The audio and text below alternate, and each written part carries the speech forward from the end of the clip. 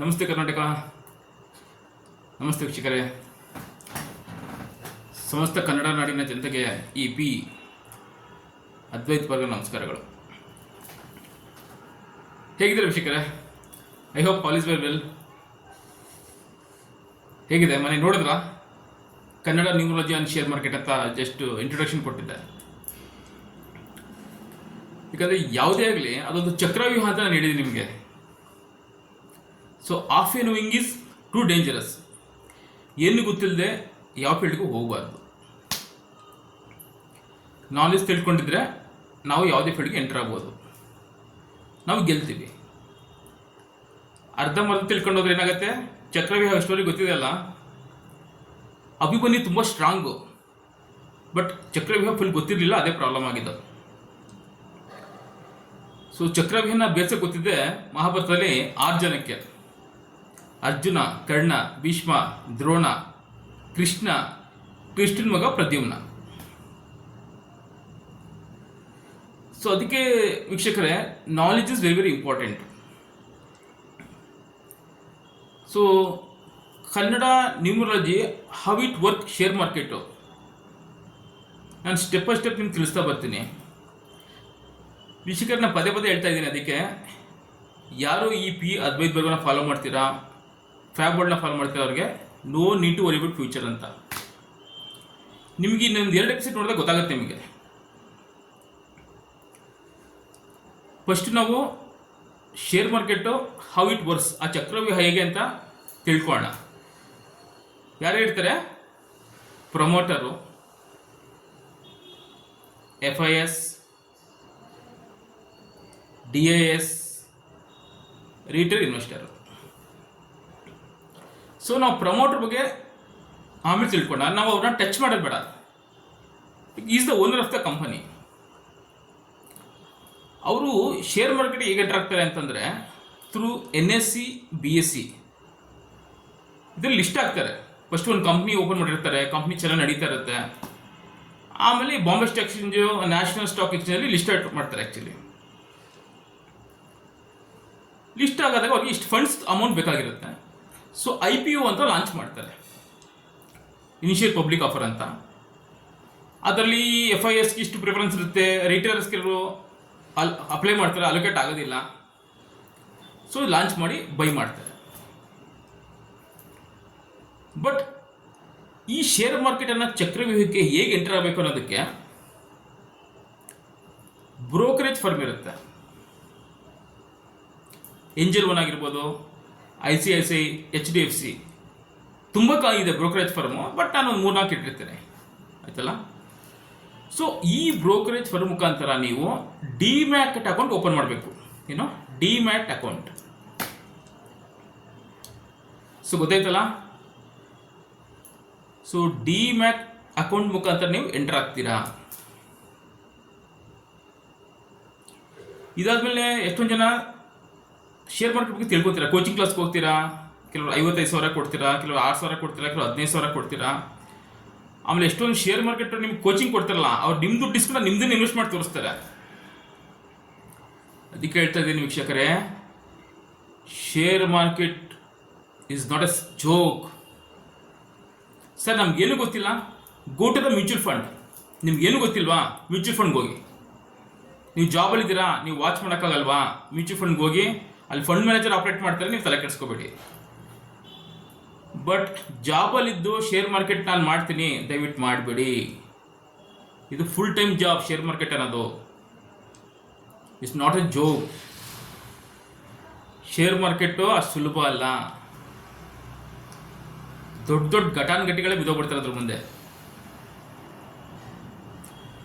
ಮತ್ತು ಈ share market how it works, ಹೇಗೆ ಆಪ್ರೇಟ್ ಆಗುತ್ತೆ? ಸೊ ನೀವು ಡಿಮ್ಯಾಟ್ ಅಕೌಂಟ್ ಓಪನ್ ಮಾಡ್ತೀರಾ. ನಿಮ್ಮ ಬ್ಯಾಂಕ್ ಅಕೌಂಟು ಡಿಮ್ಯಾಟ್ ಅಕೌಂಟ್ಗೆ ಲಿಂಕ್ ಆಗುತ್ತೆ. ಸೊ ನೀವು ಆ ಚಕ್ರವ್ಯೂಹದೊಳಗಡೆ ಹೋಗ್ತೀರಾ. ಹೋದ್ಮೇಲೆ ಆಗುತ್ತೆ, ವಾಚ್ ಲಿಸ್ಟ್ ಇರುತ್ತೆ. ವಾಚ್ ಲಿಸ್ಟ್ ಅಂದ್ರೇನು? ಆಲ್ರೆಡಿ ಒಂದು 50 ಕಂಪ್ನಿ ಹೆಸರು ಇರುತ್ತೆ ಅಲ್ಲಿ, ಲಿಸ್ಟೆಡ್ ಕಂಪ್ನೀಸು. ಈ ಲಿಸ್ಟೆಡ್ ಕಂಪ್ನಿ ಹೆಂಗೆ ಅಂತಂದರೆ ಈ ಗೌರ್ಮೆಂಟ್ ಜಾಬ್ ಇದ್ದಂಗೆ. ನೀವು ಆರಾಮ್ಸೆ ಕಣ್ಣು ಮುಚ್ಕೊಂಡು ದುಡ್ಡು ಹಾಕ್ಬೋದು, ಏನೂ ಆಗಲ್ಲ. ಬಟ್ ನಿಧಾನ ಬೆಳೆಯುತ್ತೆ. ಯಾವುದು ನಿಫ್ಟಿ 50 ಅಂತಾರೆ ಅದಕ್ಕೆ. ಅದ್ರಲ್ಲಿ ಯಾವ್ದು ಬರುತ್ತೆ? Reliance industries, HDFC, ICICI bank, Infosys, TCS. So ಒಂದು ದೊಡ್ಡ ದೊಡ್ಡ ಕಂಪ್ನಿಗಳು ಇಲ್ಲಿರುತ್ತೆ. ಯಾವುದು ನಿಫ್ಟಿ 50 ಇರುತ್ತೆ. ಒಂದು ಅಡ್ವಾಂಟೇಜ್ ಏನಂತಂದರೆ ಈ ಕಂಪ್ನಿ ಹಾಕಿದ್ರೆ you are safer side. But ಈ ಕಂಪ್ನಿ ಆಲ್ರೆಡಿ ತುಂಬ ಬೆಳೆದ್ಬಿಟ್ಟಿದೆ, ನೀವು ಫಾಸ್ಟಾಗಿ ದುಡ್ಡು ನೋಡೋಕ್ಕಾಗಲ್ಲ.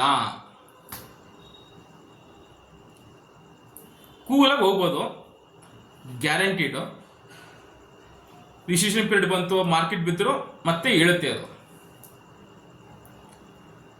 ಸೊ ಇದು ನಿಫ್ಟಿ 50. ಸೆನ್ಸೆಕ್ಸ್ ಅಂತ ಇರುತ್ತೆ, ಬ್ಯಾಂಕ್ ನಿಫ್ಟಿ. ಇದರಲ್ಲಿ ಲಾರ್ಜ್ ಕ್ಯಾಪ್ ಅಂದರೆ ಹೇಳಿದ್ನಲ್ಲ, ದೊಡ್ಡ ದೊಡ್ಡ ಕಂಪ್ನಿಗಳು, large cap, mid cap, small cap ಅಂತ ಡಿಫ್ರೆಂಟ್ ಇರುತ್ತೆ. ಈ large cap, mid cap, small ಕ್ಯಾಪಲ್ಲಿ ಡಿಫ್ರೆಂಟ್ ಸೆಕ್ಟರ್ ಇರುತ್ತೆ. Banking sector, IT sector, reality sector, real estate company, metal, oil and gas, pharma industries. So ಬೇರೆ ಬೇರೆ ತುಂಬ ಸೆಕ್ಟರ್ಸ್ಗಳಿದೆ. ಅದಕ್ಕೆ ಹೇಳ್ತಾ ಇರೋದು, ಎಷ್ಟೊಂದು ಜನ ನ್ಯೂಮರಾಲಜಿಸ್ಟ್ಗೂ ಗೊತ್ತಾಗಲ್ಲ ಯಾರು ಯಾವ ಕಂಪ್ನಿ ಇನ್ವೆಸ್ಟ್ ಮಾಡಬೇಕು ಅನ್ನೋದು. ಕೆಲವರಲ್ಲಿ ಹೇಳ್ತಾರೆ ಈ ಬರ್ತ್ ಡೇಟ್ ಅವ್ರು ಹೋಗ್ಬೋದು, ಈ ಬರ್ತ್ ಡೇಟ್ ಹೋಗ್ಬಾರ್ದು ಅಂತಾರೆ. ನೋ, ಯಾರು ಬೇಕಾದ್ರೂ ಹೋಗ್ಬೋದು. ಬಟ್ ನಿಮ್ಮ ಬರ್ತ್ ಡೇಟ್ ಪ್ರಕಾರ ನಿಮಗೆ ಯಾವುದಾಗುತ್ತೆ ಆ ಕಂಪ್ನಿ, ಆ ಪ್ರಾಡಕ್ಟೇ ನೀವು ಚೂಸ್ ಮಾಡಬೇಕು. ಈಗ ವಾಟರ್ ಲಕ್ಕಿರೋ ಹೋಗ್ಬಿಟ್ಟು ಐರನ್ ಕಂಪ್ನಿ ಇನ್ವೆಸ್ಟ್ ಮಾಡಿದ್ರೆ ಅವ್ನಿಗೆ ಲಕ್ ಹೆಂಗೆ ಬರುತ್ತೆ? ಅವನಿಗೆ ಮೊದಲೇ ಗೊತ್ತು ಈಸ್ ಗುಡ್ ಫಾರ್ ವಾಟರ್ ಅಂತ. ಅವನು ಹೋಗ್ಬಿಟ್ಟು ಐರನ್ ಕಂಪ್ನಿಗೆ ಇನ್ವೆಸ್ಟ್ ಮಾಡಿದ್ರೆ ಲಕ್ ಹೆಂಗೆ ಬರುತ್ತೆ?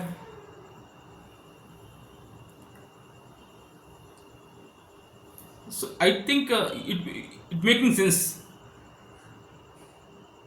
ಹೇಗೆ ಗೊತ್ತಾಗುತ್ತೆ ಶೇರ್ ಮಾರ್ಕೆಟು? ಯಾರು ಜನ ಯಾವ ಕಂಪ್ನಿನ ಬೈ ಮಾಡ್ತಾ ಹೋಗ್ತಾರೆ ಆ ಕಂಪ್ನಿ ಶೇರು ವ್ಯಾಲ್ಯೂ ಜಾಸ್ತಿ ಆಗುತ್ತೆ. ಇದು ಒನ್ ವೇ.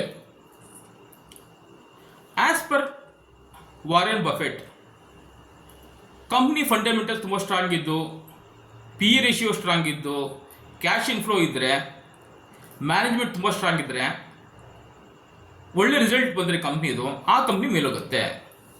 ತಿಳ್ಕೊಂಡ್ರಾ? ಒಂದು ಸ್ಟ್ರಾಂಗ್ ಕಂಪ್ನಿ ಪರ್ಫಾರ್ಮೆನ್ಸ್ ಚೆನ್ನಾಗಿದ್ರೆ ಆ ಕಂಪ್ನಿ ಮೇಲೆ ಹೋಗ್ತಾ ಹೋಗುತ್ತೆ. ಇನ್ನೊಂದು, ಯಾವ ಕಂಪ್ನಿ ಮೇಲೆ ಜನ ದುಡ್ಡು ಇನ್ವೆಸ್ಟ್ ಮಾಡ್ತಾರೆ ಅದು ಹೋಗ್ತಾ ಹೋಗುತ್ತೆ. ಇನ್ನು ಕೆಲವು ಸೈಕಾಲಜಿ ಮೇಲೆ ಹೋಗುತ್ತೆ.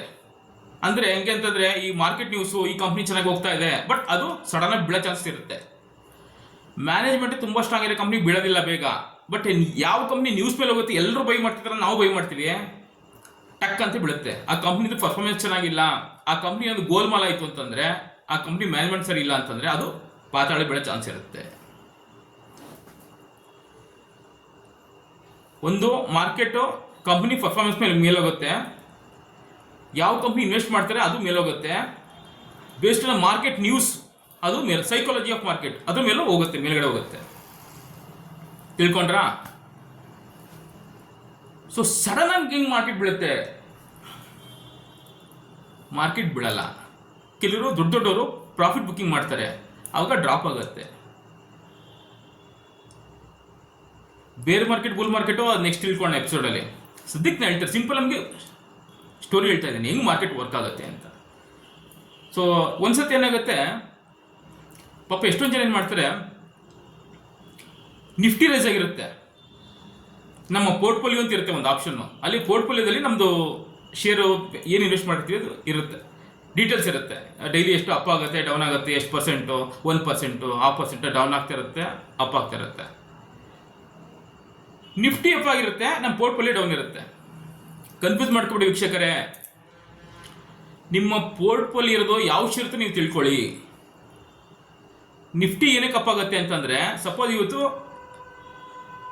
Reliance industries, HDFC, ICICI bank performance ಚೆನ್ನಾಗಿದ್ರೆ ನಿಫ್ಟಿ ಅಪ್ ಆಗುತ್ತೆ. ನೀವು ಬಂದ್ಬಿಟ್ಟು ಆ ನಿಫ್ಟಿಲಿ 50 ಕಂಪ್ನಿ ಇದೆಯಲ್ಲ ಅದ್ರಲ್ಲಿ ಇನ್ವೆಸ್ಟ್ ಮಾಡಿರಲ್ಲ, ಯಾವುದೋ ಒಂದು ಮಿಡ್ ಕ್ಯಾಪ್ ಸ್ಟಾಕಲ್ಲಿ ಇನ್ವೆಸ್ಟ್ ಮಾಡಿರ್ತಾರೆ, ಎಕ್ಸ್ ಕಂಪ್ನಿ ಇನ್ವೆಸ್ಟ್ ಮಾಡಿರ್ತಾರೆ. ಆ ಎಕ್ಸ್ ಕಂಪ್ನಿ ಬಂದ್ಬಿಟ್ಟು ಲಾಸ್ಟ್ ಕ್ಯಾಪಲ್ಲಿ ಇರಲ್ಲ, ನಿಫ್ಟಿಲಿ ಇರಲ್ಲ. ಸೊ ನಿಫ್ಟಿಲಿ ಯಾವ ಕಂಪ್ನಿ ಇದೆ ಆ ಕಂಪ್ನಿ ಶೇರು ನಿಫ್ಟಿ ಅಪ್ ಆದಾಗ ಅದು ಅಪ್ ಆಗುತ್ತೆ, ನಿಫ್ಟಿ ಬಿದ್ದಾಗ ಅದು ಡೌನ್ ಆಗುತ್ತೆ. ನಿಮ್ಮ ಪೋರ್ಟ್ಫೋಲಿಯೋ ಇರೋ ಮಿಡ್ ಕ್ಯಾಪ್ ಕಂಪ್ನಿ ಶೇರು ಜಾಸ್ತಿ ಬೈ ಮಾಡಿದಾಗ ಅದು ಅಪ್ ಆಗುತ್ತೆ, ನಿಫ್ಟಿ ಡ್ರಾಪ್ ಇದ್ದಾಗ ಅದು ಅಪ್ ಆಗ್ತಾ ಇರುತ್ತೆ. ಸೊ ನಿಮ್ಮ ಪೋರ್ಟ್ಫೋಲಿಯೋಗೂ ನಿಫ್ಟಿಗೂ ಸಂಬಂಧ ಇಲ್ಲ, ಕನ್ಫ್ಯೂಸ್ ಮಾಡ್ಕೋಬೇಡಿ. ನಿಮ್ಮ ಪೋರ್ಟ್ಫೋಲಿಯೋದಿರೋ ಕಂಪ್ನಿ ನಿಫ್ಟಿ ಅಂಡರ್ ಬಂದಿದೆ ಅಂತ ಲಿಸ್ಟ್ ಆಗಿದೆ ಅಂದರೆ ಮಾತ್ರ ನಿಫ್ಟಿಗೂ ನಿಮ್ಮದು ಪೋರ್ಟ್ಫೋಲಿಯೋಗೂ ಲಿಂಕ್ ಆಗುತ್ತೆ. ಇದು ನೀವು ತಿಳ್ಕೋಬೇಕಾಗಿರೋ ವಿಷಯ. ಇನ್ನು ಈ ಮಾರ್ಕೆಟಲ್ಲಿ ಯಾರು ಇರ್ತಾರೆ? ಈ ಮಾರ್ಕೆಟಲ್ಲಿ ಘಟಾನುಘಟಿಗಳು ಇರ್ತಾರೆ. ಈ ಮಾರ್ಕೆಟಲ್ಲಿ ಒಂದು 500ರಿಂದ 1000 ಜನ ಘಟಾನುಘಟಿಗಳು ಇರ್ತಾರೆ. ದೇ ರನ್ ದ ಶೋ, ಅವರು ನಡೆಸ್ತಾರೆ. ಸೊ ನೀವೇನು ಮಾಡಬೇಕು? ಒಳ್ಳೆದು ಒಂದು 10 ಕಂಪ್ನಿ ಸೆಲೆಕ್ಟ್ ಮಾಡ್ಕೋಬೇಕು, ಅದನ್ನು ಇನ್ವೆಸ್ಟ್ ಮಾಡಬೇಕು, ಸುಮ್ಮನೆ ಇರಬೇಕು. ಇಂಟ್ರಾಡೇ ಫ್ಯೂಚರ್ ಅಂಡ್ ಆಪ್ಷನ್ನು ದಯವಿಟ್ಟು ಆಡಕ್ಕೆ ಹೋಗ್ಬೇಡಿ. ತುಂಬ ಜನ ಕೈ ಸುಟ್ಕೊಂಡಿದ್ದೀರಾ, ಅದು ತಂಟೆಗೆ ಹೋಗಲೇಬೇಡಿ. ಕೆಲವು ಲಕ್ಷ್ಮಣ ರೇಖೆ ಇರುತ್ತೆ, ಅದನ್ನು ದಾಟ್ಬೇಡಿ ನೀವು. ಸೊ ಗೊತ್ತಾಗ್ತಿದೆಯಾ ಶೇರ್ ಮಾರ್ಕೆಟ್ ಅಂದ್ರೆ ಏನು, ಹೌ ಇಟ್ ವರ್ಕ್ಸ್?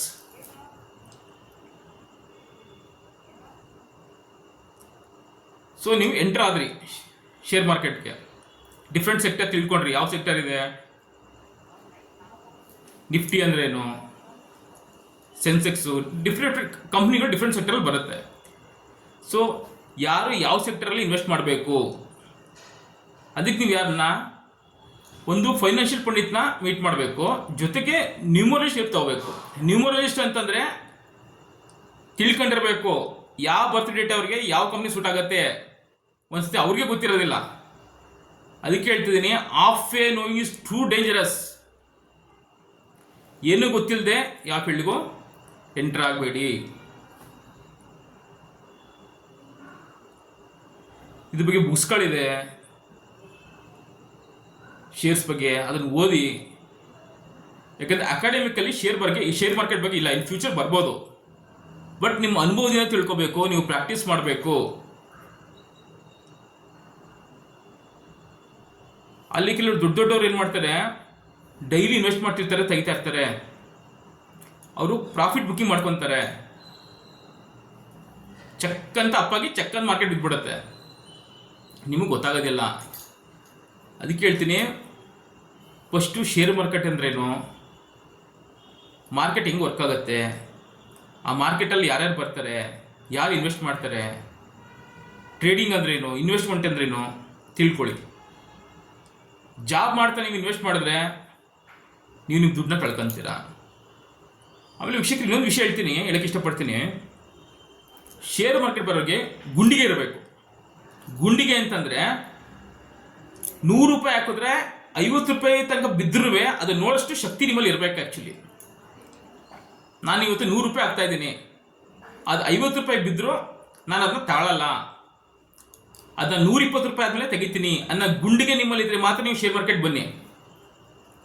ಆ ಧೈರ್ಯ ಇಲ್ಲ ಅಂತಂದರೆ ನೀವು ಬರಕ್ಕೆ ಹೋಗಬೇಡಿ. ಇಲ್ಲಿ ದೊಡ್ಡ ದೊಡ್ಡ ಘಟನೆಗಳಿರ್ತಾರೆ, ಅವ್ರು ಎದುರಿಸ್ತಾರೆ ನಿಮಗೆ, ಅವರೇ ದುಡ್ಡು ಮಾಡೋದು. ಮಾರ್ಕೆಟ್ ಬೀಳುತ್ತೆ ಅಂದ ತಕ್ಷಣ ನೀವು 100 ರೂಪಾಯಿ ಹಾಕಿರ್ತೀರಾ, 80 ರೂಪಾಯಿ 70 ರೂಪಾಯಿ ತಕ್ಷಣ ತಗೊಂಡು ಓಡಾಬಿಡ್ತೀರಾ.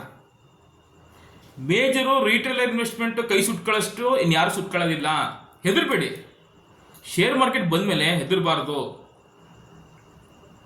100 ರೂಪಾಯಿ ಹಾಕಿರ್ತೀರಾ, 120 ರೂಪಾಯಿ ಆದಮೇಲೆ ನೀವು ತೆಗಿಬೇಕು. ಇಲ್ಲ 200 ರೂಪಾಯಿ ಆದ್ಮೇಲೆ ತಗೋಬಹುದು. 80 ರೂಪಾಯಿ 50 ರೂಪಾಯಿ ತಕ್ಷಣ ಯಾಕೆ ತಗೊಂತೀರಾ? ತೆಗಿಬೇಡಿ. ಒಳ್ಳೆ ಸ್ಟ್ರಾಂಗ್ ಇರೋ ಕಂಪ್ನಿ ಮೇಲೆ ಹಾಕಿ ವೆಯ್ಟ್ ಮಾಡಿ. ಇವತ್ತು 100 ರೂಪಾಯಿ ಇರೋದು 120 ರೂಪಾಯಿ ಆಗುತ್ತೆ, 80 ರೂಪಾಯಿ ಬರುತ್ತೆ, 50 ರೂಪಾಯಿ ಬರುತ್ತೆ, ಮತ್ತೆ 300 ರೂಪಾಯಿಗೆ ಹೋಗ್ಬಿಡುತ್ತೆ. ಬಟ್ ನಿಮಗೆ ಪೇಷನ್ಸ್ ಇಲ್ವಲ್ಲ. ಒಂದು ಗುಂಡಿಗೆ ಇರಬೇಕು, ಧೈರ್ಯ ಇರಬೇಕು, ತಾಳ್ಮೆ ಇರಬೇಕು. ನಂಗೇನು ಗೊತ್ತಿಲ್ವಾ, ಒಂದು 10 ವರ್ಷಕ್ಕೆ ಆಗ್ಬಿಟ್ಟು ಬಿಟ್ಬಿಡಿ, ಇಲ್ಲ 5 ವರ್ಷಕ್ಕೆ ಹೋಗಿ ಬಿಟ್ಬಿಡಿ, ಡಬಲ್ ಆಗುತ್ತೆ, ತ್ರಿಬಲ್ ಆಗುತ್ತೆ.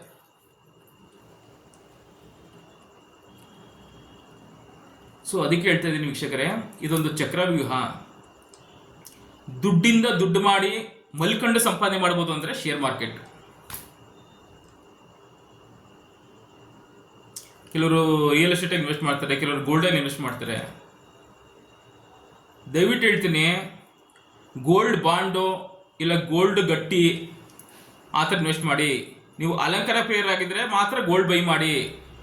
ಇನ್ವೆಸ್ಟ್ಮೆಂಟ್ ಪರ್ಪಸ್ಗೆ ನೀವು ಇವತ್ತು ನಕ್ಲೆಸ್ ತಗೊಂಡ್ರಿ ಅಂತಂದ್ರೆ ಲಾಸು, 2 ವರ್ಷ ಹಿಂದಕ್ಕೆ ಹೋಗ್ಬಿಡ್ತೀರಾ. ಮೇಕಿಂಗ್ ಚಾರ್ಜಸ್ ಅದು ಇದು ಅಂತ 20% ಅಲ್ಲೇ ಕಳೆದು ಬಿಡ್ತಾರೆ. 1 ಲಕ್ಷ ನೀವು 80,000 ಇನ್ವೆಸ್ಟ್ ಮಾಡಿರ್ತಾರ, ಇನ್ನು 20,000 ಹೊಟ್ಟೈತಲ್ಲ. ಅದ್ರ ಬದಲು ಗೋಲ್ಡ್ ಗಟ್ಟಿ ಮಾಡಿ, ಇಲ್ಲ ಬಾಂಡ್ ಪರ್ಚೇಸ್ ಮಾಡಿ, ಶೇರ್ಸ್ ಮೇಲೆ ಹಾಕಿ. ಸರ್ ಎಫ್ ಡಿ ಇಡ್ಬೋದಾ? ಎಫ್ ಡಿನ ನೀವು 10 ಲಕ್ಷ ಇಟ್ಟರೆ 5 ಲಕ್ಷಕ್ಕೆ ಗ್ಯಾರಂಟಿ ಕೊಡೋದು. ನೀವು 1 ಕೋಟಿ ಇಟ್ಟರೆ 5 ಲಕ್ಷಕ್ಕೆ RBI ಇಂದ ಇನ್ಶೂರೆನ್ಸ್ ಸಿಗುತ್ತೆ, ಇನ್ನು 95 ಲಕ್ಷಕ್ಕೆ ನಿಮಗೆ ಸಿಗೋದಿಲ್ಲ. ಸಪೋಸ್ 10 ಲಕ್ಷ ಇಡೋರು 5 ಲಕ್ಷ 2 ಬ್ಯಾಂಕಲ್ಲಿ ಇಡ್ಬೋದು ಅಷ್ಟೇ, ಇಲ್ಲ 50 ಲಕ್ಷ ಅಂದ್ರೆ 10 ಬ್ಯಾಂಕಲ್ಲಿ ಇಡಬೇಕು.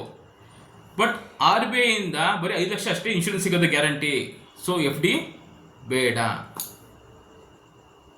ಸರ್ ಶೇರ್ ಮಾರ್ಕೆಟಲ್ಲಿ ಏನೋ ಯಾರು ದುಡ್ಡು ಕಳ್ಕೊಳ್ಳಲ್ಲ, ಇದು ಗ್ಯಾಮ್ಲಿಂಗ್ ಅಲ್ಲ. ಗೊತ್ತಿಲ್ಲದೇನೆ ಯಾವುದ್ಯಾವುದೋ ಕಂಪ್ನಿಗೆ ಹಾಕ್ಬೇಡಿ. ಮಿಡ್ ಕ್ಯಾಪ್ ಸ್ಮಾಲ್ ಕ್ಯಾಪ್ ಅಂತಿದೆ, ಬಟ್ ರಿಸ್ಕ್ ಇರುತ್ತೆ, ಬೇಗ ದುಡ್ಡು ಬೆಳೆಯುತ್ತೆ ಅಲ್ಲಿ. ಈ ಲಾರ್ಜ್ ಕ್ಯಾಪ್ಗಿಂತ ಲಾರ್ಜ್ ಕ್ಯಾಪ್ ಅಂತ ಆಲ್ರೆಡಿ ಕಂಪ್ನಿ ಬೆಳೆದ್ಬಿಟ್ಟಿದೆ. 50,000 ಕೋಟಿನ 1 ಲಕ್ಷದಿಂದ 5 ಲಕ್ಷ 10 ಲಕ್ಷ ಕೋಟಿ ಬೆಳೆದ್ಬಿಟ್ಟಿದೆ. ಈಗ ಸ್ಲೋ ಹೋಗ್ತಿರುತ್ತೆ. ಹೊಸಬ್ರು ಯಾರು ಬರ್ತಾರೆ, ಮ್ಯಾನೇಜ್ಮೆಂಟ್ ಸ್ಟ್ರಾಂಗ್ ಯಾರಿದೆ, 50,000 ಕೋಟಿ 25,000 ಕೋಟಿ ಅವ್ರು ಫಾಸ್ಟ್ ಬೆಳೀತಾರೆ, ಅಲ್ಲಿ ದುಡ್ಡು ಹಾಕಿ. ಬಟ್ ರಿಸ್ಕ್ ಇರುತ್ತೆ, ನೀವು ವಾಚ್ ಮಾಡ್ತಾ ಇರಬೇಕು. ಮ್ಯಾನೇಜ್ಮೆಂಟ್ ಹೆಂಗಿದೆ, ಸ್ಟ್ರಾಂಗ್ ಇದೆ ನೋಡ್ತಾ ಇರಬೇಕು. ಅದಕ್ಕೇನೆ ಸರ್ ನಾನು ಇನ್ವೆಸ್ಟ್ಮೆಂಟ್ ಮಾಡಬೇಕು, ನಾನು ಸೇಫರ್ ಅಂದರೆ ಮ್ಯೂಚುವಲ್ ಫಂಡ್ಗೆ ಹೋಗಿ. ಅಲ್ಲಿ ನಿಮ್ಮದು ಟೆನ್ಷನ್ ಇರಲ್ಲ, ಫಂಡ್ ಮ್ಯಾನೇಜರ್ ಇರ್ತಾರೆ, ಅವರು ಆಪ್ರೇಟ್ ಮಾಡ್ತಾರೆ.